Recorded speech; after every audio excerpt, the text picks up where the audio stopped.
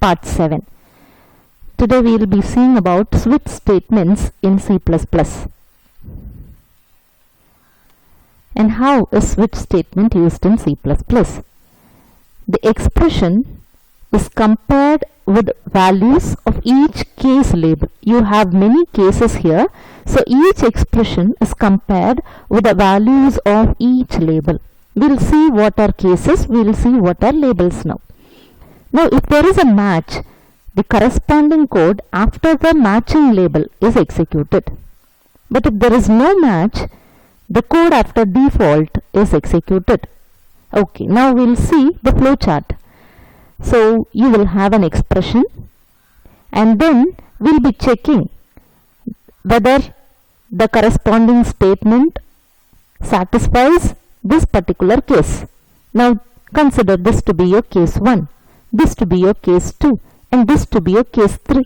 We have it as code block 1, code block 2, code block 3. If the condition is satisfied, it checks with the constant value. If it is 1, it gets into the code or the expression and then it executes this code block and then it comes directly to the termination. Now the expression, if it matches with constant 2, now it goes directly to constant 2 without going to constant 1. So now in constant 2 it gets inside the loop and the code block 2 gets executed and then the switch statement gets terminated. Suppose the expression is satisfied with the condition number 3, that is the constant 3. The code block 3 will be executed. Without executing the code block 1 and code block 2, it directly jumps to code block 3 and it gets executed and then the switch statement gets terminated over here. If suppose the expression is not satisfying with any of these cases, it directly jumps to default code and then it gets executed and comes to the termination of the switch statement. We will see some programs which will give you a clear opinion about what is switch statement. Okay, so now this becomes the syntax of the switch statement. The switch statement allows us to execute a block of code among many choices. Now this is what we call it as this expression. Now switch of this expression, if it is 1, it jumps to case 1 and then this will be executed and there will be a break statement which causes it to jump to the next statement after the switch statement. It directly comes after this loop. And now if the switch expression, suppose this expression is number 2, it jumps to case 2 and the block over here gets executed. It sees the break statement and comes out of the switch statement. Suppose if the switch statement or the expression is going to be 5, I don't have any 5 over here, so it jumps directly to default and whatever is there in default will be executed and after that it comes after the switch statement. Okay, now we'll see a simple program. Okay, so now this is a simple calculator using a switch statement. So now you have hash include iostream, then using namespace std you have your main program. Now I have something which is called as OPER which acts as my expression. So switch of OPER. It depends on what I am going to type for OPER. Here since plus, minus, star all these belongs to a character, we have the data type to be char. Suppose if you are writing it as 1, case 2, case 3, case 4, then instead of char it should be integer. Remember it. Okay, now what we are going to do is we are going to design a simple calculator. So for that we need 2 numbers. So that is why we have number 1, number 2. Now I am telling the system to display enter an operator plus, minus, star or division.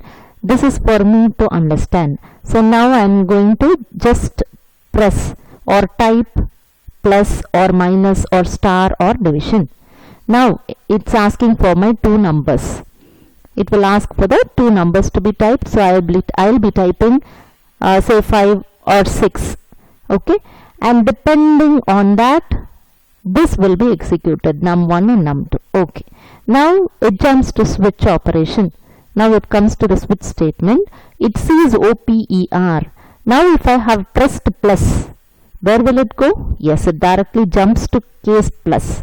And what will be executed? It will display the value of num1.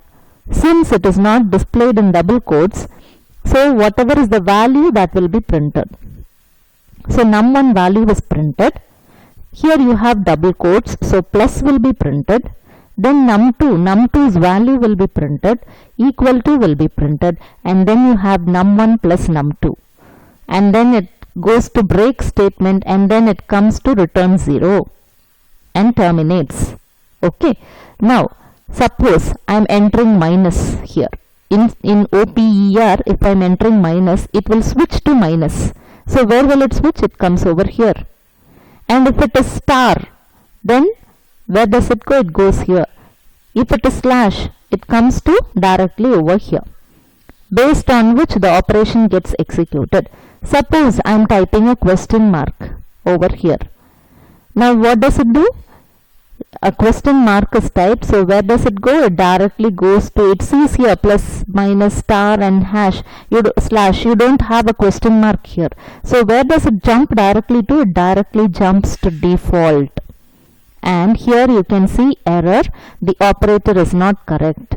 So then this will be terminating and it comes out of the switch statement. And this is how a simple program is executed. We'll see some output. Suppose enter an operator, I have pressed plus. Okay, in this case it will directly go to plus. Okay, what is, now it will ask for enter two numbers, 2 and 3. I am pressing 2 and 3.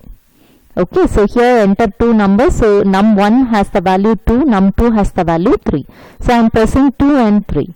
Now it jumps to plus. So where is my plus here? Yes, here.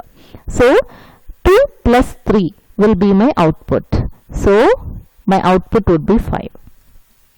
Suppose I am pressing a question mark. So enter two numbers, 2 and 3. Since it is a question mark, there will be, directly jumps to default. So directly jumps to default, and error, the operator is not correct, will be printed. And this is how the switch statement gets executed. Hope you will have a clear idea. You would have got a clear idea about switch statement. Thank you for watching and subscribe for more.